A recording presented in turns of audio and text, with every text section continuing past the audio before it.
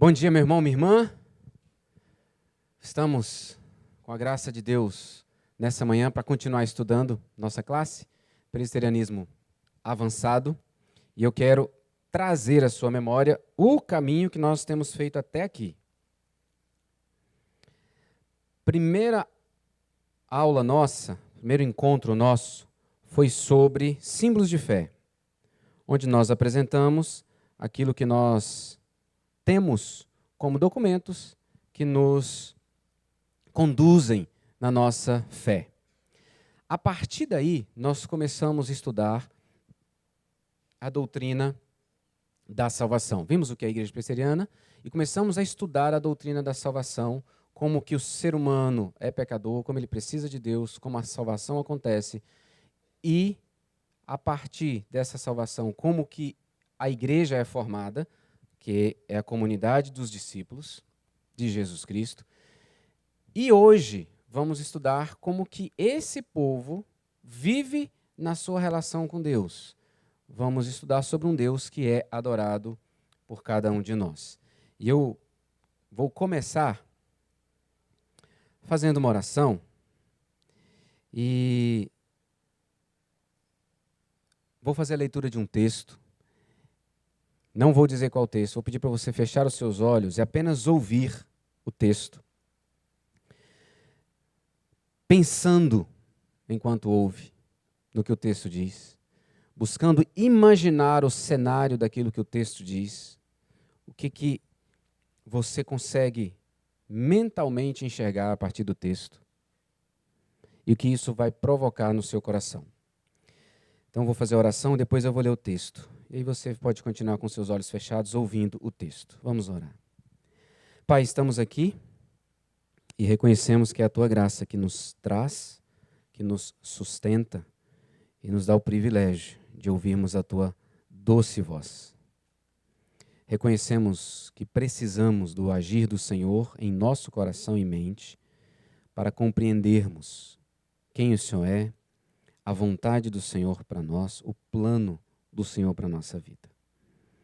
Por isso, pedimos-te que conduza a nossa mente cativa ao Senhor nessa manhã, naquilo que ainda precisamos aprender do Senhor, especialmente quanto ao culto, quanto à adoração ao Senhor. Nós oramos em nome de Jesus Cristo. Amém. Eu te exaltarei, ó Deus, Deus meu e Rei. Bendirei o teu nome para todo o sempre. Os dias te bendirei. E louvarei o teu nome para todo o sempre. Grande é o Senhor e muito digno de ser louvado. A sua grandeza é insondável. Uma geração louvará à outra geração as tuas obras e anunciará os teus poderosos feitos. Meditarei no glorioso esplendor da tua majestade e nas tuas maravilhas. Falarão do poder dos teus feitos tremendos, e eu anunciarei a tua grandeza.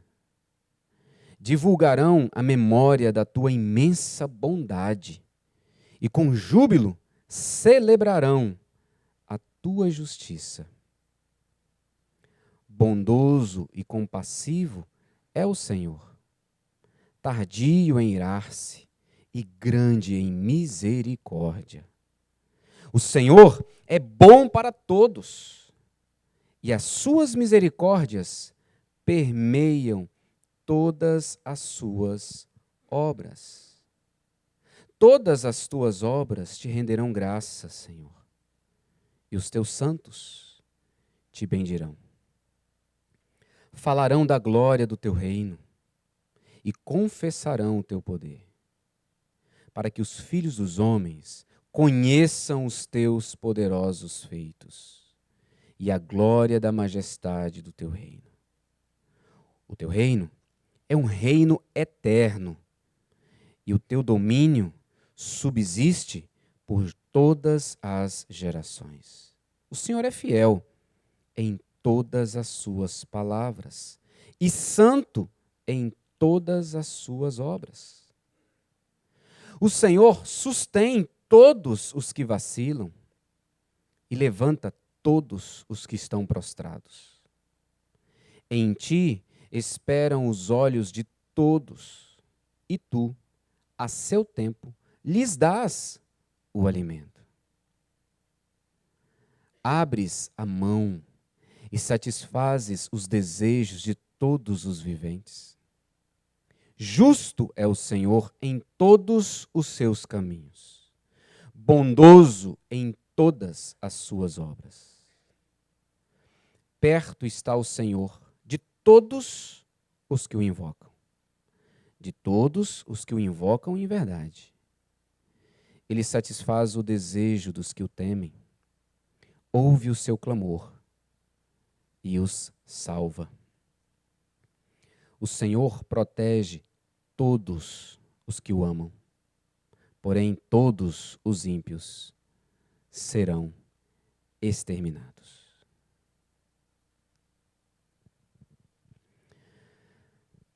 Salmo 145.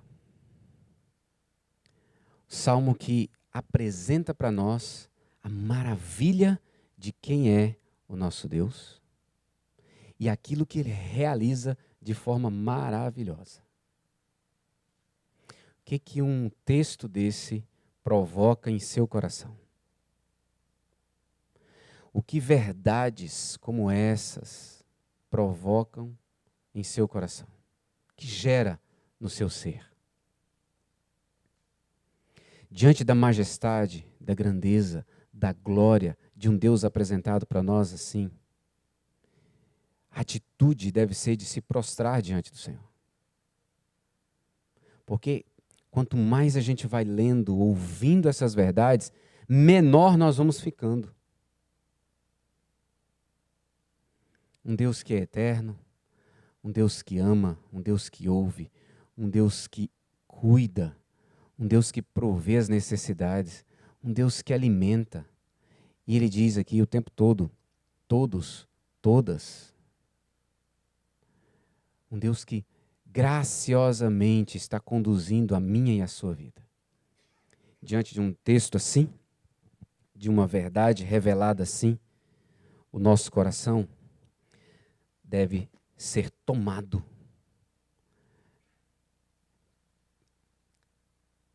de alegria, de maravilhamento, uma palavra que o pastor Paul Tripp usa. A gente fica maravilhado, extasiado, boquiaberto com quem Deus é e como que Ele cuida de mim. E vamos trazer isso para mais perto, né? Como que Ele cuida de mim.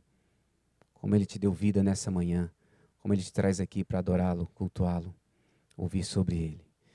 Nós corremos um sério risco de lidarmos com a nossa vida cristã, com o nosso relacionamento com Deus, de maneira mecânica. A gente perde essa compreensão, não é a compreensão, a gente sabe, na cabeça a gente sabe quem Deus é, mas a gente perde esse aquecimento do coração sobre quem Ele é.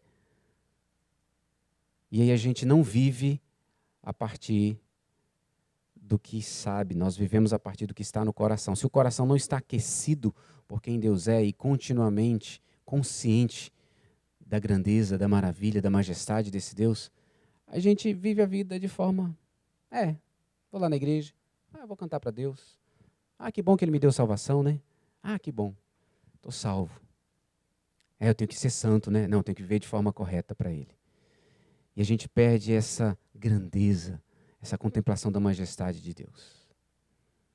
É isso que nos leva a adorar e a cultuar a Deus. É quando o coração está tomado continuamente por esse maravilhamento de quem Deus é, que nós adoramos e cultuamos a Deus. Bem, o que é adoração? O que é adoração? Adoração consiste no engrandecimento de Deus no coração, e é o coração que determina como eu vivo, lembrando que coração é sede do intelecto, sede das emoções, sede da vontade. Intelecções, volições e emoções estão presentes no coração. É o coração. Na Bíblia, o coração é o ser humano. Então, o engrandecimento de Deus no coração me leva a viver para Ele. E isso acontece quando eu sou consciente de quanto Ele é magnífico, glorioso, grandioso, digno de todo louvor, de toda a minha existência, seguindo os seus passos. A adoração, queridos, reflete, ou se reflete, no viver, no agir, no relacionar. O que não é adoração? Adoração não é a gente se reunir para cantar louvores a Deus. Isso é adoração, faz parte da adoração, mas adoração não é isso. Adoração não acontece quando a gente vem no domingo para a igreja e se reúne com os outros. Adoração é a vida, a minha e a sua vida, ela é contínua em adoração a Deus. Isso só vem quando eu estou sempre tomado pela grandeza de quem é o meu Deus, o Deus a quem eu sirvo. Se isso não acontecer, eu não vou conseguir apresentar a Deus uma verdadeira adoração. Então a adoração ela não é geográfica. Não é aqui que eu adoro. Eu adoro em todo e qualquer lugar, por onde eu for e onde eu estiver, porque a adoração é a minha vida diante de um Deus. Você lembra quando Jesus disse à mulher: podes crer-me que a hora vem quando nem neste monte, nem em Jerusalém adorareis o Pai. Vós adorais o que não conheceis. Nós adoramos o que conhecemos, porque a salvação vem dos judeus. Mas vem a hora e já chegou em que os verdadeiros adoradores adorarão o Pai em espírito e em verdade, porque são estes que o Pai procura para seus adoradores. Deus é espírito e importa que os seus adoradores o adorem em espírito e em verdade. João 4, de 21 a 24. Então Jesus está dizendo, olha, adorar não é num lugar. A adoração acontece dentro de você. A adoração exige conhecimento. Eu preciso conhecer, só adora a Deus quem conhece a Deus. Uma pessoa que não conhece a Deus, que não tem intimidade com Deus, que não tem salvação em Cristo Jesus, não oferece adoração a Deus. Então Jesus diz, tem que conhecer a Deus. E conhecer o que Ele fez. Ele é a salvação dos judeus. O que Ele fez na sua vida. Você agora está ligado a Ele, unido a Jesus Cristo. A adoração é algo que eu e você somos constrangidos a oferecer com o nosso viver, por aquilo que experimentamos da parte de Deus. Em Mateus 15, 8 e 9, Jesus diz assim, este povo honra-me com os lábios, mas o seu coração está longe de mim, e em vão me adoram, ensinando doutrinas que são preceitos de homens. Então a adoração é honrar a Deus conscientemente, com o coração entregue e derramado diante dele, porque eu sei quem ele é. Então é uma atitude do coração, ela é espiritual e íntima. Isso é adoração. E a gente precisa entender a adoração, porque senão não entendemos o que é culto. Então começa entendendo o que é adoração. Kevin Van Hooser define adoração assim: é a oferta de nós mesmos a Deus com amor e louvor, como resposta à oferta de si mesmo que Deus fez a nós com amor e misericórdia. A adoração é a nossa resposta ao que Deus fez por nós. Todo o amor e misericórdia derramado sobre a nossa vida que nos dá eternidade com Ele, transformação, salvação, agora é oferecido quando eu vivo para Ele, com amor verdadeiro, sincero e louvor. O que é culto? Uma vez que nós entendemos o que é adoração, ficou claro o que é adoração? Ficou? Alguma pergunta? Adoração é o seu jeito de viver, refletindo quem Deus é por aquilo que Ele fez na sua vida. O seu entendimento de quem Deus é, a sua vida no relacionamento com Deus, se revela numa adoração. Aqui está teimoso.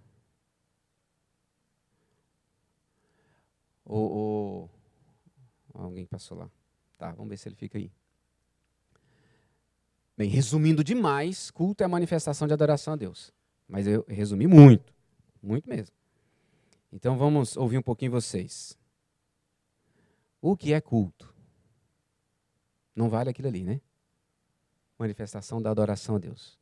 Mas o que é culto? Entendimento que você tem de culto. O que é cultuar a Deus?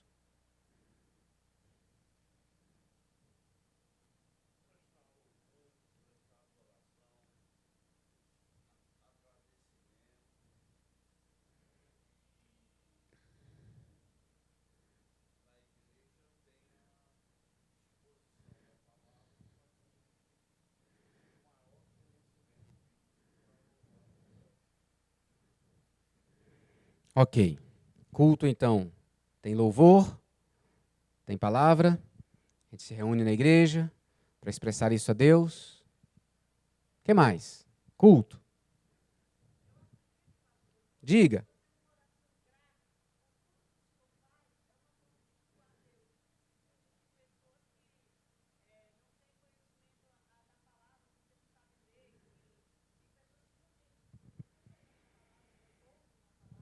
Sim.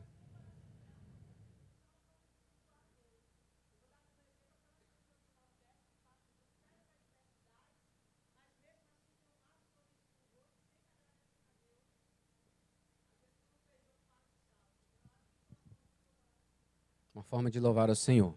E você entende que isso também seria um culto. Ok. Culto a Deus.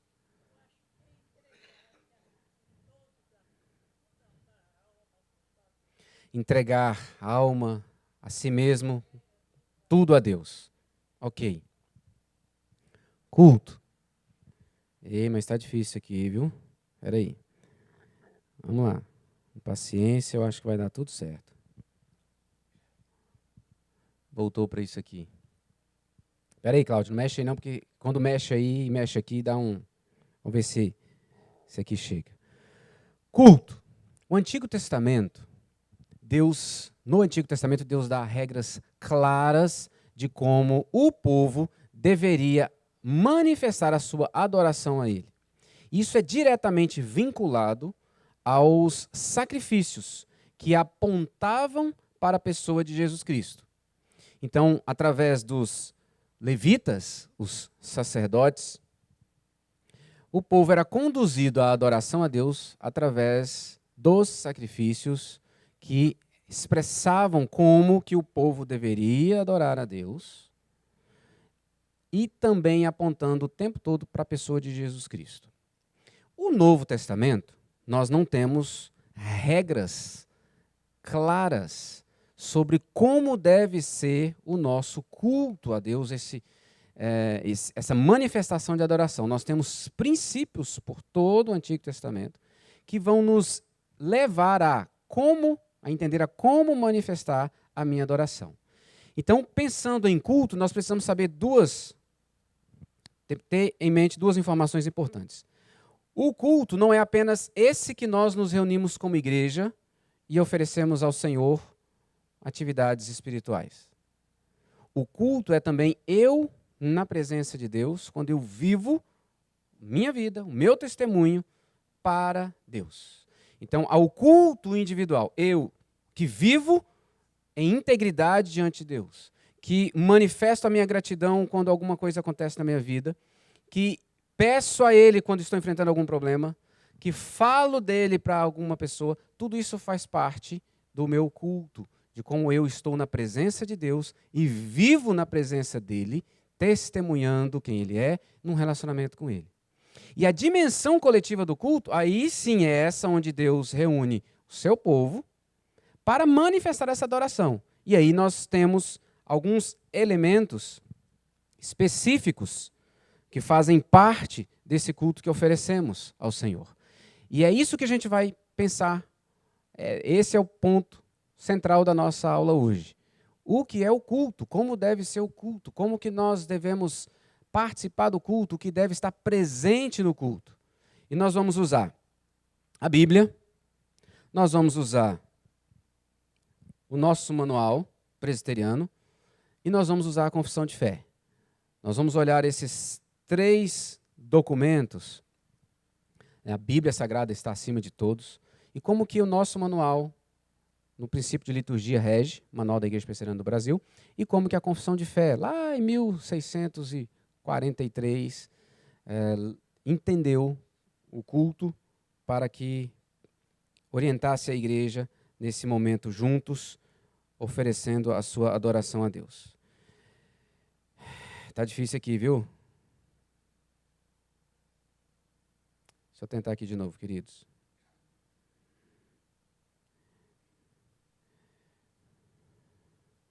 Eu não sei se é por causa do Bluetooth que está longe.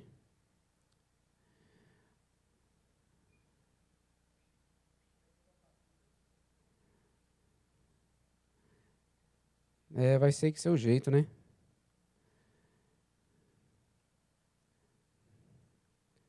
Um dia nós vamos chegar nesse lugar aqui e vai dar certinho, viu, gente? Então vamos lá. Coloca então para mim, Cláudio, no que a Bíblia diz. O slide da Bíblia diz. Bem, então o Antigo Testamento tem regras claras ligadas ao sistema de sacrifício, que ensinava o povo como prestar a sua adoração a Deus no culto. E no Novo Testamento, princípios e orientações gerais dos elementos que devem estar presentes na vida e também no povo de Deus reunido na presença do Senhor. Então agora eu quero que você abra a sua Bíblia e nós vamos ver alguns textos que mostram para a gente como que o povo cultuava ao Senhor. Abra primeiro em Atos, capítulo 20, verso de número 7. Alguém leia para nós. Aí, deixa aí. Atos 27. Alguém pode ler, por favor? Isto.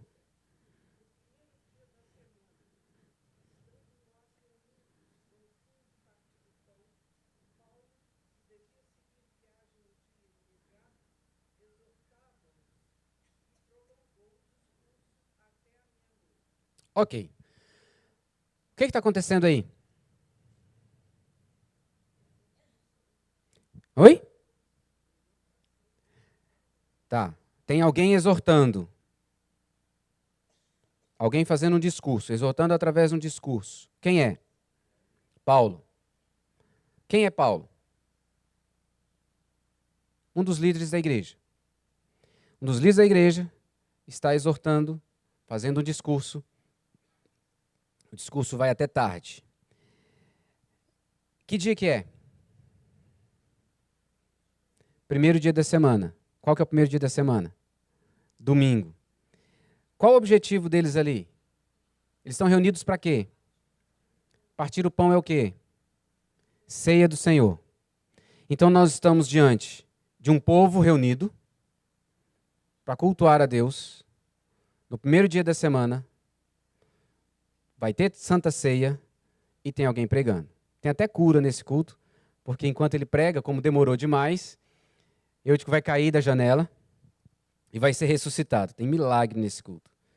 Ele vai ser ressuscitado e eles vão continuar ouvindo até a alva, vão participar da ceia e depois Paulo vai embora. 1 aos Coríntios, capítulo 16, versos 1 e 2.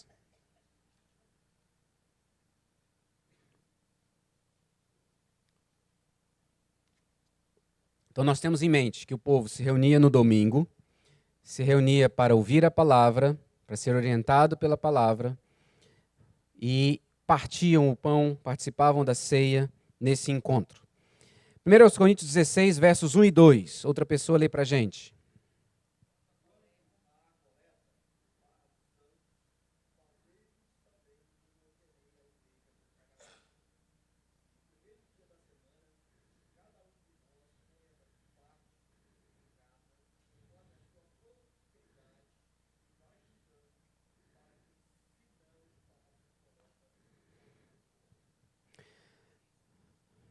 Dízimos e ofertas, né, Dani?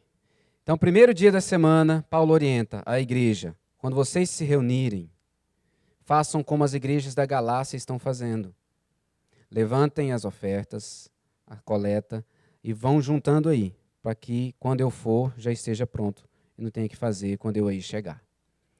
Então, parte do culto a Deus tem ofertas. Agora abra em Colossenses, capítulo 3, verso 16. Outra pessoa lê para a gente. Colossenses 3,16.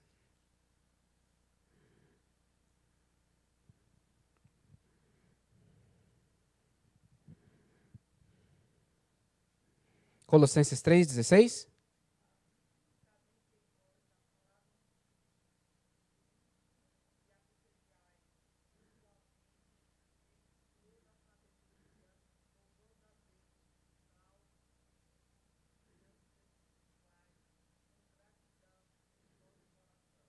Ok.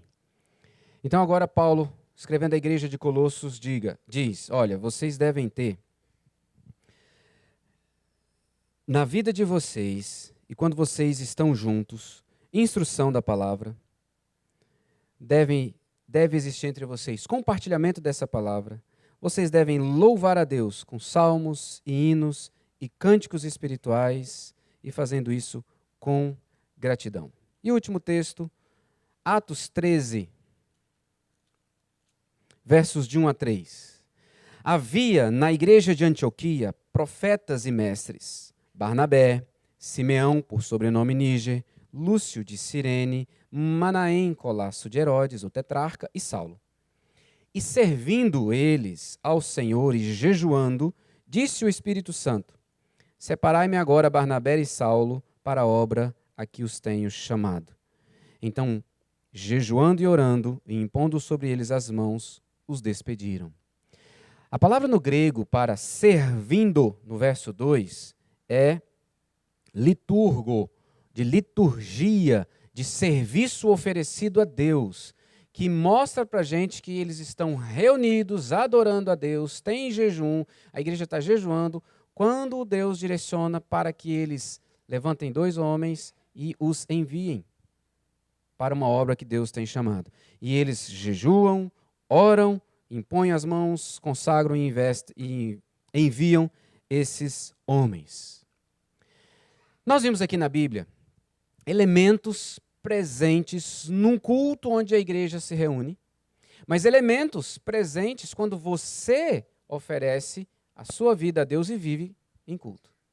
A gente canta sozinho, a gente ora sozinho, a gente lê a palavra sozinho, a gente ouve a voz de Deus quando a gente está no nosso momento devocional, ali cultuando. Você não faz a ceia só para você. E você não levanta uma coleta só para você. Você faz isso em direção a outras pessoas. Então a gente percebe que tem essa diferença do culto individual, né? A vida é um culto e tudo que eu faço é culto, acontece na presença de Deus para manifestar a minha adoração a Deus, mas o culto coletivo é o momento em que o povo de Deus é reunido, convocado para esse fim, para manifestar a sua adoração a Deus. E aí há diferenças, há elementos presentes no culto público que não acontecem no meu individual, e vice-versa. Eu já citei, você não faz a ceia para você sozinho no seu quarto. A ceia é comunitária. Mas aquilo que às vezes você faz no seu quarto sozinho, você não vai fazer no culto público. Você pode estar deitado no chão, como alguns dos profetas fizeram, em adoração ao Senhor, em rendição ao Senhor. Você não vai fazer isso aqui. Pastor, dá licença que agora eu quero adorar o Senhor do meu jeito. E aí você vai deitar aqui no chão, botar a boca no pó. A gente não faz isso. Então, a Bíblia traz para nós esses elementos. Calvino, escrevendo sobre isso nas suas Institutas, ele tem uma preocupação, porque ele diz, as pessoas são diferentes, as culturas são diferentes. Então existem elementos que devem nortear o nosso culto a Deus, que devem estar presentes, mas o estilo pode ser diferente. Você já ouviu aqui, provavelmente, pastor Ronaldo Lidório, por exemplo, falando de culto na África de 3 horas de duração, onde se dança, onde tem vários momentos diferentes, elementos diferentes para cultuar a Deus, parte da cultura. E Calvino escreve o seguinte: enfim, porque Deus nada ensinou expresso nessa área de culto, porquanto estas coisas não são necessárias à salvação e devem acomodar-se variadamente para a edificação da igreja, segundo os costumes de cada povo e do tempo. Convirá, conforme o proveito da igreja o requerer, tanto mudar e revogar ordenanças comuns, quanto instituir novas. De fato, reconheço que se deve recorrer à inovação não inconsiderada, nem seguidamente, nem por causas triviais. O que, porém, prejudica ou edifica, melhor o julgará a caridade, a qual, se permitirmos, será a moderatriz, tudo estará a salvo. Então ele diz, o tempo, o povo, o momento, a cultura, isso vai determinar. Agora, existem elementos que são muito claros na palavra de Deus e esses devem ser seguidos. No princípio de liturgia da IPB, na nossa Constituição, traz orientações bem claras a partir do... no meu aqui, a página 109, né? Esse manualzinho aqui, que tem o nosso estatuto, tem o que é a igreja e tem os princípios de liturgia, tem também os princípios de disciplina da igreja. Então, sobre liturgia, diz o seguinte, em linhas gerais, não vou ler não, mas em linhas gerais. Nós temos que guardar o dia do Senhor. Qual é o dia do Senhor? Todos os dias são do Senhor, certo? Todos os dias são do Senhor.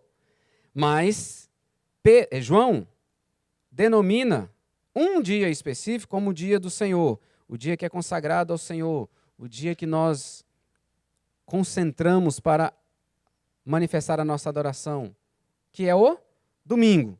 Como é que a gente sabe isso na Bíblia? Apocalipse 1, verso 3, abra lá. A gente tem que fundamentar aquilo que a gente diz. Por que que domingo é o dia do Senhor? Está lá.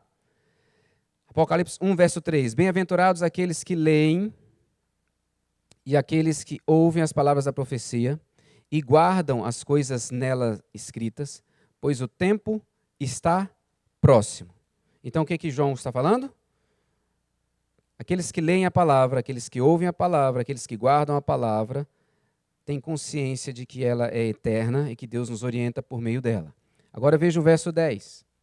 Achei-me em espírito no dia do Senhor e ouvi por detrás de mim grande voz de trombeta. Dia do Senhor é o domingo, o dia em que era consagrado para a igreja se reunir e cultuar a Deus. Relacionado, nós vamos ver isso aqui daqui a pouquinho melhor, na confissão de fé, relacionado ao dia de descanso, que no Antigo Testamento era o 7º dia, o Shabá, e que a partir da ressurreição de Cristo passa a ser o 1º dia, porque Jesus ressuscita no 1º dia. Então a igreja começa agora a se reunir, celebrando a vida de Cristo, a vitória sobre a morte que nós recebemos. Então o 1º dia da semana se transforma no dia do Senhor. Então o nosso princípio de liturgia da IPB diz que nós temos que guardar o dia do Senhor. É um dia para o culto coletivo, onde nós nos reunimos consagrando a adorar ao Senhor.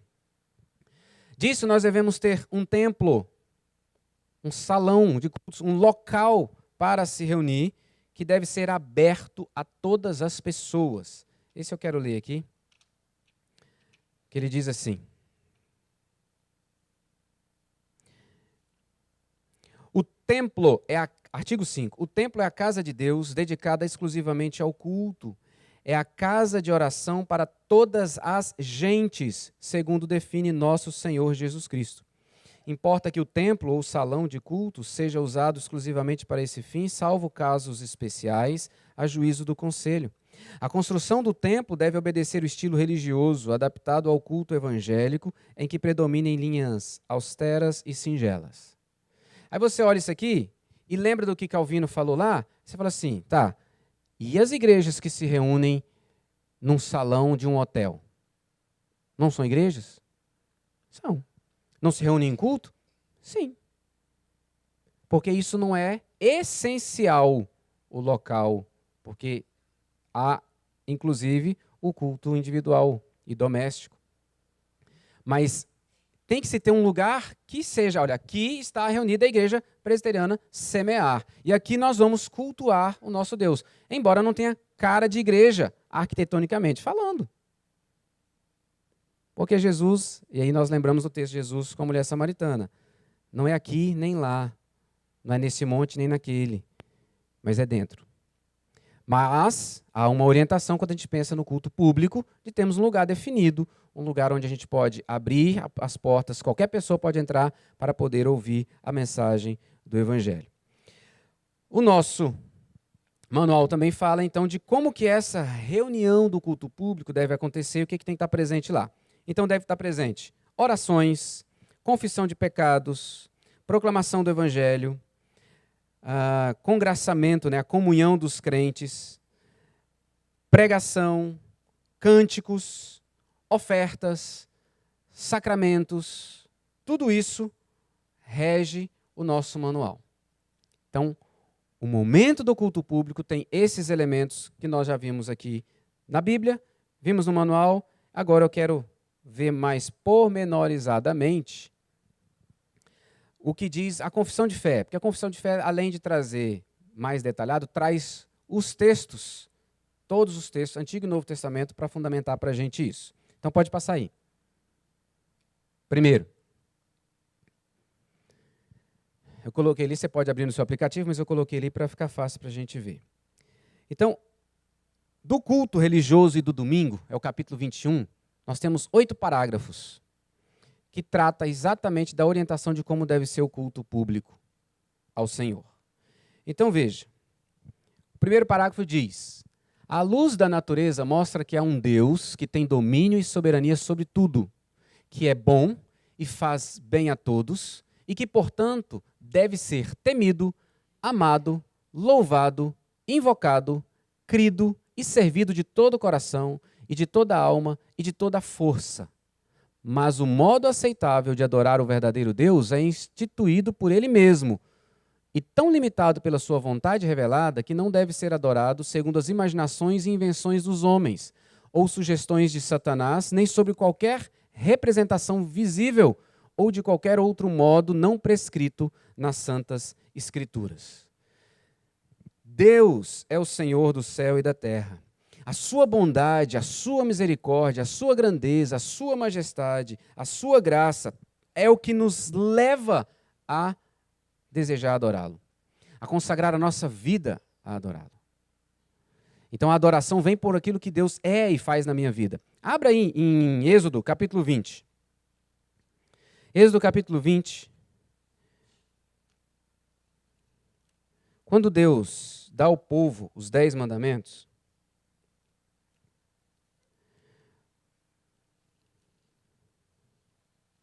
ele começa dizendo: eu sou o Senhor, teu Deus, que te tirei da terra do Egito e da casa da servidão. Esse aqui é o que fundamenta os mandamentos que Deus vai apresentar ao povo. Então, por que existem os mandamentos? Não terás outros deuses diante de mim, o primeiro.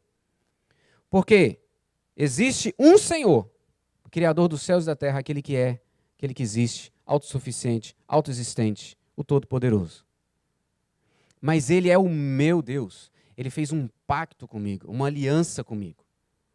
A expressão o teu Deus me lembra que Deus me escolheu, fez um pacto de salvação comigo. Ele é o meu Deus e eu agora o sirvo.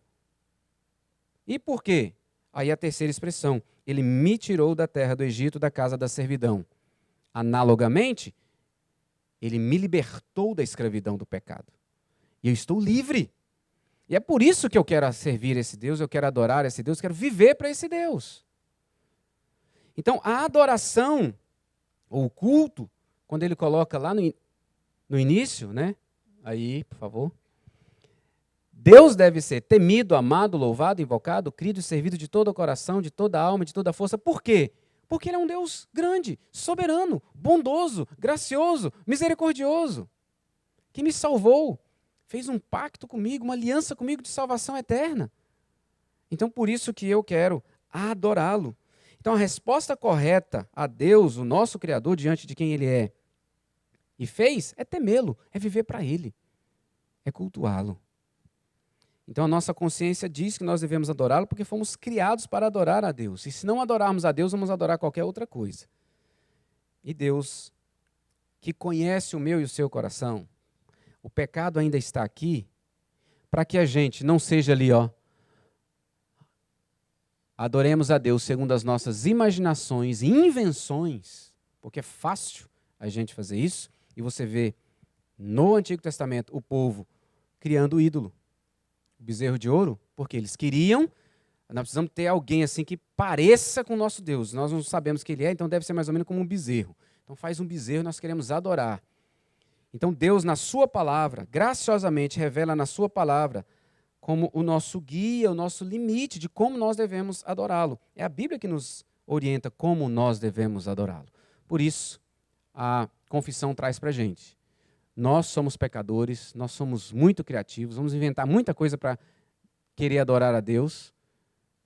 E tantas vezes fazemos uso dessa imaginação, justificando que é para adorar a Deus, mas no fundo nós estamos adorando a nós mesmos, porque estamos querendo agradar a nós mesmos com aquilo que criamos para adorar a Deus.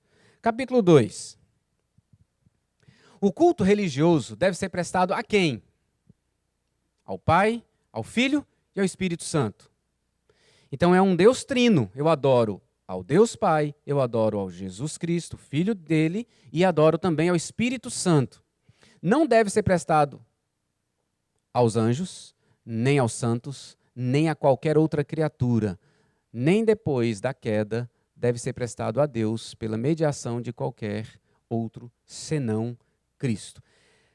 Nós só podemos prestar culto a Deus porque Cristo nos redimiu e Ele é o mediador, e é Ele que nos leva a Deus. Então nós podemos adorá-lo. Fomos feitos para adorar o nosso Criador. E é uma adoração trinitária, o Pai, o Filho e o Espírito Santo. Quando estamos aqui adorando a Deus, estamos adorando o Pai, o Filho e o Espírito Santo.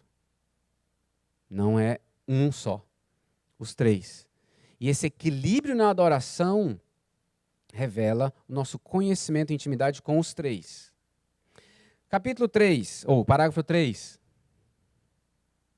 Vai, Cláudio. A oração com ações de graças, sendo uma parte especial do culto religioso, é por Deus exigida de todos os homens. E para que seja aceita, deve ser feita em nome do Filho, pelo auxílio do Espírito Santo, segundo a sua vontade. Isto com inteligência, reverência, humildade, fervor, fé, amor, perseverança. Se for vocal, deve ser proferida em uma língua conhecida de quem está na igreja. Uma das partes do culto religioso público oferecido a Deus é a oração. Deus chama todos nós à oração. Salmo 65, verso 2, texto muito claro sobre isso. Ó tu que escutas a oração, a ti virão todos os homens. Então nossas orações são agradáveis a Deus por meio de Jesus Cristo. Por isso que nós oramos em nome de Jesus. Não é simplesmente o nome mágico, a mágica, né?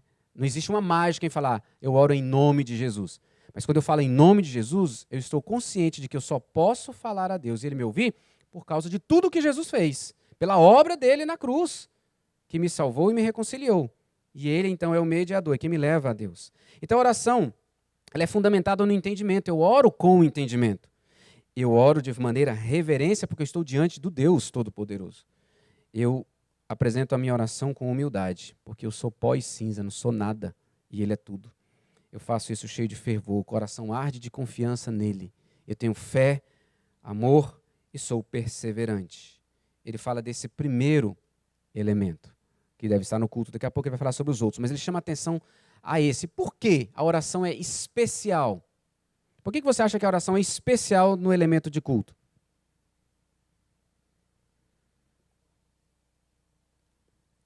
Vocês estão pensando, né?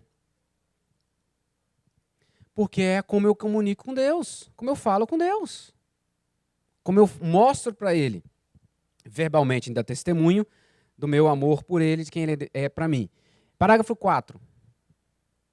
A oração deve ser feita por coisas lícitas e por todas as classes de homens que existem atualmente ou que existirão no futuro, mas não pelos mortos, nem por aqueles que se saiba terem cometido pecado para a morte. Então, agora a confissão chama a nossa atenção que nós devemos orar por nós, devemos orar pelos nossos irmãos, devemos orar por aqueles que ainda não são nossos irmãos, para que creiam em Jesus Cristo, que sejam transformados por Jesus Cristo. A gente vê isso em 1 Timóteo 2, 1 a 2, e João 17, 20. João 17, 20 é a oração de Jesus, que ora pelos discípulos e diz assim: Pai, eu oro também por aqueles que virão a crer em Ti. E 1 Timóteo 2, 1 e 2, Paulo diz que nós devemos orar por todas as pessoas. Vamos ler lá? Alguém abra, por favor. Na verdade, eu vou pedir alguém para ler para a gente. 1 Timóteo 2, 1 e 2.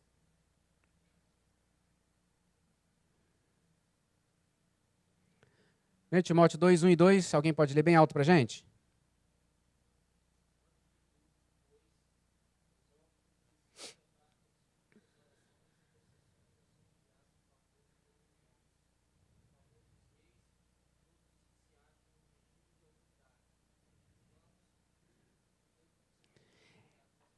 Em favor de todos os homens, e depois ele especifica, em favor dos reis, das autoridades, para que vivamos vida tranquila e mansa.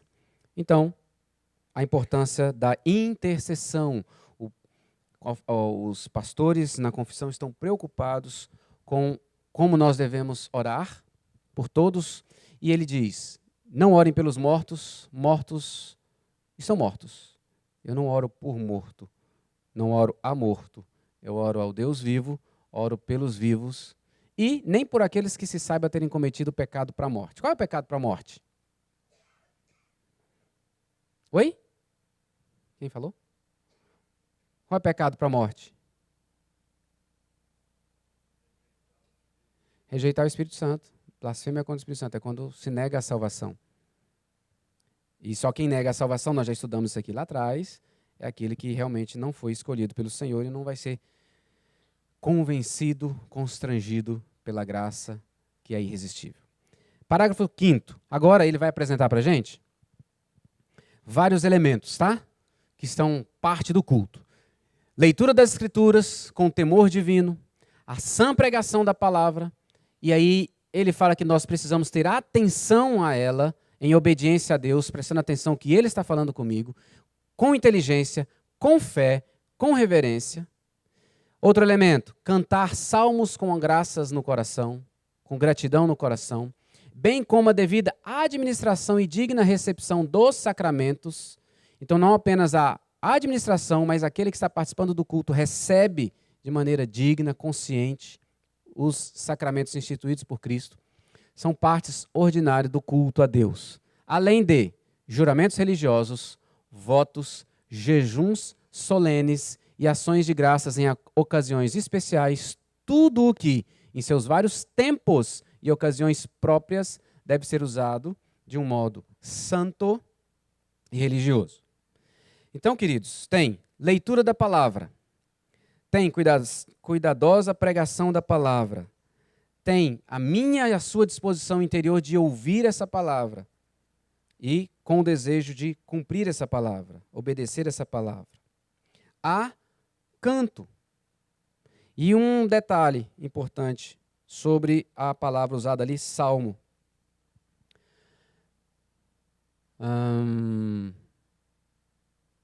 Cadê? Ali, ó. O cantar salmos com graças no coração. Quando eles usam a palavra salmo, não está limitado aos 150 livros do Saltério, porque salmo é um termo usado que inclui hinos espirituais. Há, de tempos em tempos, movimentos, e recentemente, de novo, sobre Salmodia exclusiva, só pode cantar no culto salmos como estão aqui os 150 da Bíblia. Não. E uma prova disso, você já leu Colossenses 3,16 comigo, nós devemos louvar a Deus com cânticos, com salmos e com hinos espirituais. Isso você vê também em Efésios 5,19. Efésios 5,19 diz assim: falando entre vós com salmos, entoando e louvando de coração ao Senhor com hinos e cânticos espirituais. Então não é só salmo, tá? Para ficar bem claro sobre essa questão que alguns levantam da salmodia exclusiva. Então, sacramentos devidamente administrados, louvor com cânticos, com hinos, com salmos, e em ocasiões próprias, específicas, juramento, voto, jejum e ações de graça.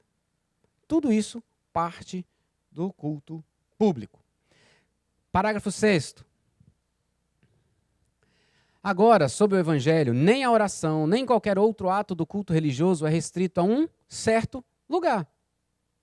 Nem se torna mais aceito por causa do lugar em que se ofereça ou para o qual se dirija, mas Deus deve ser adorado em todo lugar, em espírito e verdade, tanto em famílias diariamente e em secreto, estando cada um sozinho, como também mais solenemente em assembleias públicas, que não devem ser descuidosas, nem voluntariamente desprezadas, nem abandonadas, sempre que Deus, pela sua providência, proporciona ocasião.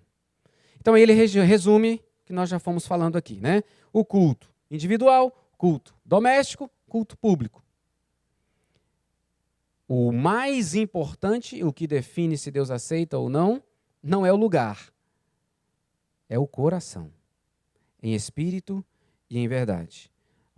Adoramos a Deus, queridos, em todo tempo, em todo lugar.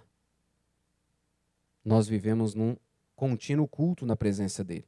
Famílias, falando claramente do culto doméstico, quando a gente se reúne como família para adorar a Deus, manifestando a nossa oração, e aí você traz esses elementos, leitura, todos ou alguns, mas leitura da palavra, oração de confissão, oração de gratidão, oferecendo ao Senhor o seu culto em família. Parágrafo 7. Como é lei da natureza que, em geral, uma devida proporção do tempo seja destinada ao culto de Deus, assim também em sua palavra, por um preceito positivo, moral e perpétuo, preceito que obriga a todos os homens em todos os séculos, Deus designou particularmente um dia, em 7, para ser sábado, um sábado, ou um shabá, que significa descanso, santificado por ele. Desde o princípio do mundo até a ressurreição de Cristo, esse dia foi o último da semana. E desde a ressurreição de Cristo foi mudado para o primeiro dia da semana, dia que na Escritura é chamado domingo ou dia do Senhor, e que há de continuar até o fim do mundo como o descanso cristão, como o sábado cristão. Deus não descansou, queridos, lá em Gênesis 2, porque ele precisava. Ele descansou para nos ensinar que nós precisamos. Depois de 6 dias de trabalho, um para descansar, um para ser renovado, e esse dia é o dia escolhido pelos cristãos para se reunirem e em culto público adorarem a Deus, manifestando a sua graça da ressurreição que nos alcançou. Então os cristãos, desde a ressurreição de Cristo, trocam o Shabá do sábado, último dia da semana, para o primeiro. E o capítulo 8, para a gente caminhar para o encerramento, parágrafo 8. Este sábado é santificado ao Senhor quando os homens, tendo devidamente preparado seus corações e de antemão ordenado os seus negócios ordinários, não só guardam durante todo o dia um santo descanso das suas próprias obras, palavras e pensamentos a respeito dos seus empregos seculares e das suas recreações, mas também ocupam todo o tempo em exercícios públicos e particulares de culto e nos deveres de necessidade e misericórdia. O dia do descanso, o domingo para nós, quando nos dedicamos ao culto a Deus, é apropriado para cuidar dos necessitados, está aí no final, e atos de misericórdia. Ele diz que deve existir preparação prévia, organização do seu tempo e das atividades para você se dedicar a isso. Uma preparação prévia do coração, lembrando do porquê que você vai se reunir com seus irmãos na igreja no domingo, 9h30 da manhã ou 19 horas. O coração vem querendo adorar, desejoso de adorar junto com os irmãos. Esse exercício de fé é por causa de Deus, em primeiro lugar. Não é por nossa causa. É por causa dele, porque nós vivemos para a sua glória. Abra sua Bíblia em Isaías 58. Vou aguardar todos abrirem, porque eu quero que você acompanhe a leitura. Isaías 58, versos 13 e 14.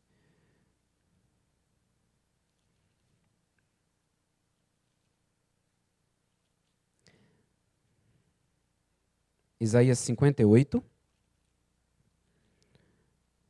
versos 13 e 14.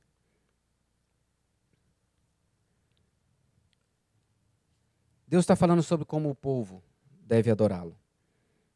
No início ele começa falando sobre o jejum, explicando como que não adiantava do jeito que eles estavam fazendo. E aí no verso 13 ele diz assim: se desviares o pé de profanar o sábado e de cuidar dos teus próprios interesses no meu santo dia, se chamares ao sábado deleitoso e santo dia do Senhor, digno de honra, e o honrares, não seguindo os teus caminhos, não pretendendo fazer a tua própria vontade, nem falando palavras vãs, então te deleitarás no Senhor.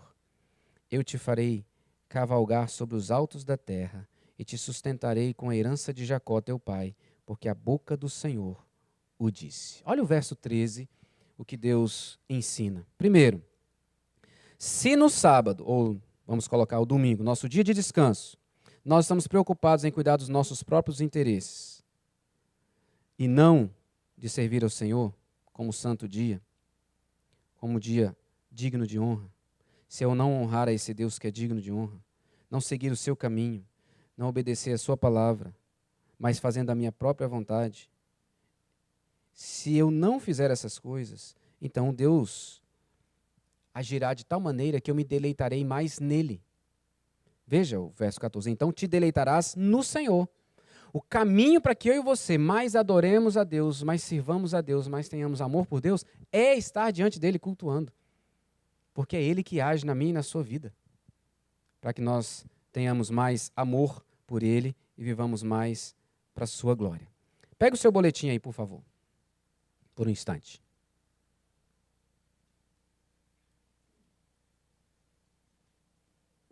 Vai lá na liturgia.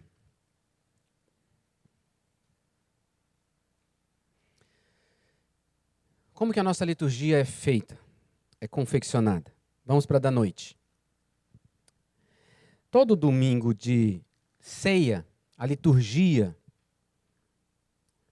daquele momento de culto que vai ter ceia, eu trago a ênfase sobre a ceia do Senhor, por causa da importância dela nesse dia de culto.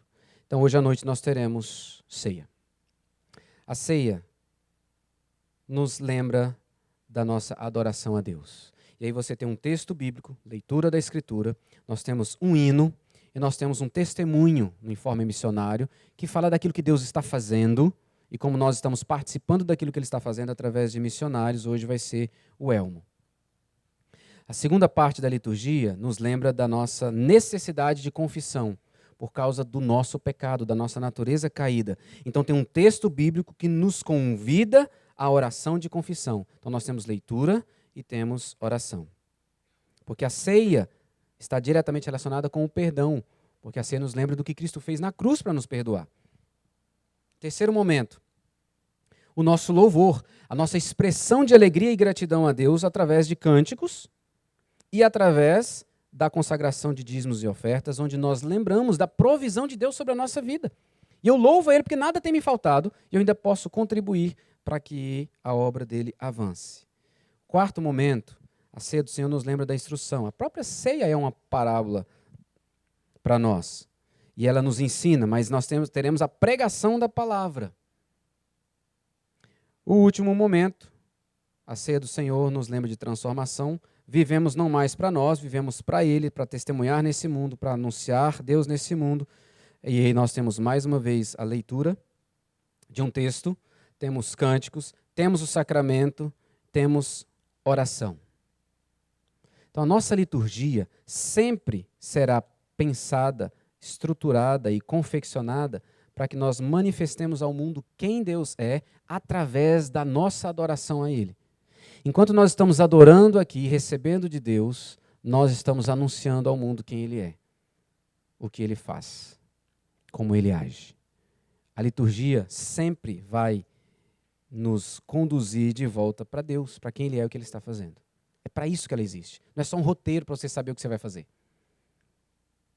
É um roteiro para você saber como você vai se conduzir na sua adoração. Mas ela não existe por causa disso. Ela existe para te levar a adorar, manifestar a sua adoração a Deus consciente e sendo um testemunho para quem está nos visitando, para quem vai ter acesso a isso. Eu quero concluir fazendo um resumão. Fomos criados para adorar a Deus. Eu e você.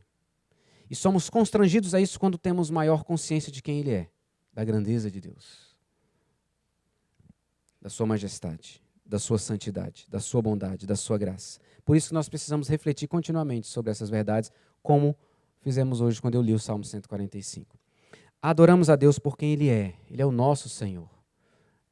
Ele é o Deus que fez uma aliança conosco, que nos escolheu para Ele. Deus que nos libertou da escravidão do pecado. Adorar é viver. Adorar é ter uma vida que existe para refletir quem Deus é. E que reflete quem Deus é a partir do desfrute da intimidade com Ele, que vai aprendendo e sendo transformado à imagem dEle. Adorar, então, é uma resposta ao que Ele fez por nós. Uma das formas de nós manifestarmos a adoração é no culto. No momento em que eu faço isso individualmente, faço em família e faço no culto público, quando nos reunimos como igreja. A manifestação da adoração a Deus. E é a Escritura Sagrada que rege, que dirige como nós devemos cultuar e adorar a Deus, ou adorar e cultuar a Deus. Temos que ter cuidado com aquilo que inventamos, que imaginamos e achamos que está adorando a Deus. Precisamos então conhecer a palavra, a Escritura Sagrada, para que ela nos dê tranquilidade de que estamos adorando verdadeiramente e Deus está recebendo o nosso culto. Para adorar a Deus, não se trata nem muito de nós chegarmos e trazermos coisas a oferecerem a Deus. John Piper diz que é muito mais a gente chegar de mãos vazias para receber dele. Não é que nós não vamos oferecer o nosso canto. Nós cantamos para louvar a Deus. Mas mais do que cantar, ou nesse processo de cantar para louvar a Deus, eu estou aberto para receber dele, porque quem de nós poderia oferecer um canto a Deus tão bom e perfeito que pudesse agradar o seu coração? Nós só conseguimos por causa de Jesus. Jesus viveu de maneira perfeita, adorou o Pai de forma perfeita, cultuou o Pai de forma perfeita e nos ensina a fazer a mesma coisa. Então, toda vez que você vier para o culto, queridos, venha com o coração aberto para receber dele, não com o objetivo de, eu estou levando isso aqui para Deus, para ele receber e ver como eu sou bonzinho e me dar aquilo que eu preciso. Não. Venha oferecer o melhor que você tem para Deus, mas consciente, eu preciso receber dele, porque até o que eu trago para ele, eu recebi dele. Paulo diz isso para mim. Quem é que pode, diz isso para nós, quem é que pode oferecer alguma coisa a Deus que não tenha recebido dele? Se você pode cantar para ele, é porque ele te dá condições de cantar. Se você pode orar, é porque ele te dá inteligência, consciência para falar com ele. Se eu posso pregar, se você pode pregar, testemunhar do Evangelho, é porque Deus dá para a gente condição disso. Então, tudo que a gente vem oferecer para Deus, nada mais é do que aquilo que Ele mesmo já nos deu. Então, a gente vem sempre para o culto, para receber dEle e devolver para Ele em gratidão e em adoração. Que o Senhor nos ajude a cada reunião de culto público. Tanto que, eu não sei se você já prestou atenção, mas eu não falo culto. Geralmente falo reunião de culto, porque Porque culto é a minha vida. Eu vivo, eu tenho que ter essa consciência. Eu vivo em culto. Tudo que eu faço tem que manifestar. Eu estou na presença de Deus e tem que manifestar meu desejo de adorá-lo.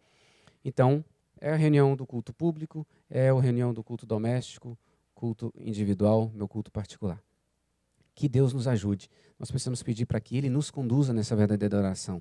E todas as vezes que você vier para a reunião de culto público, for fazer o culto doméstico, tenha isso em mente. Isso aqui que nós vimos. Para que, de fato, a gente desfrute dessa maior intimidade com o Senhor. Talvez vocês tenham perguntas do tipo, tenho 3 minutinhos, do tipo, e quem trabalha no domingo? Doutor Hércules, que trabalha no domingo, está de plantão, está em pecado. Porque o texto bíblico diz, a confissão diz, a nossa Constituição diz, a confissão de fé diz, a Constituição diz, a Bíblia diz que tem que guardar o domingo. O domingo é Shabá, é o dia de descanso. Doutor Hércules tem que ter o seu dia de descanso. Pode não ser o domingo junto com a igreja por causa do seu trabalho, por motivo de força maior. Dele e qualquer outra pessoa que trabalha, mas tem que ter. Pastor, o dia que ele mais trabalha é qual? 1/12, né? Domingo. Meu Shabá é quinta-feira. Quinta-feira é o dia que eu descanso. Desses afazeres que roubam de mim, entre aspas, né? Esse tempo maior concentrado de intimidade com Deus. Então, queridos, que o Senhor, essa tem que ser a minha oração, a nossa oração, o Senhor nos conduza numa adoração verdadeira. Se você tiver alguma pergunta, venha perguntar aqui para mim, porque eu gastei o tempo quase todo, então não vou abrir para perguntas agora, tá bom? Vamos orar? Vou dar 30 segundinhos para você fazer a sua oração à luz daquilo que você ouviu, e depois eu vou fazer uma oração por nós.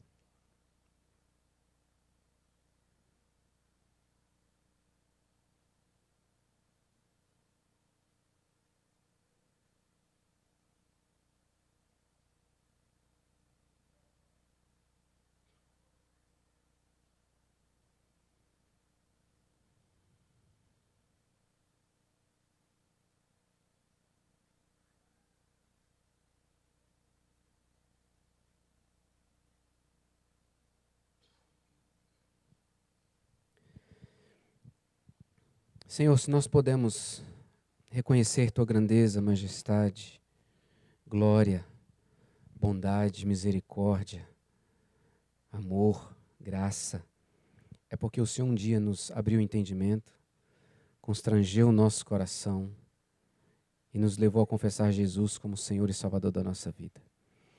Se estamos reconciliados contigo hoje, é por causa da obra de Jesus na cruz.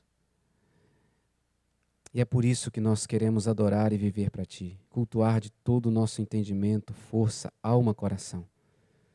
Mas para isso nós precisamos do Senhor.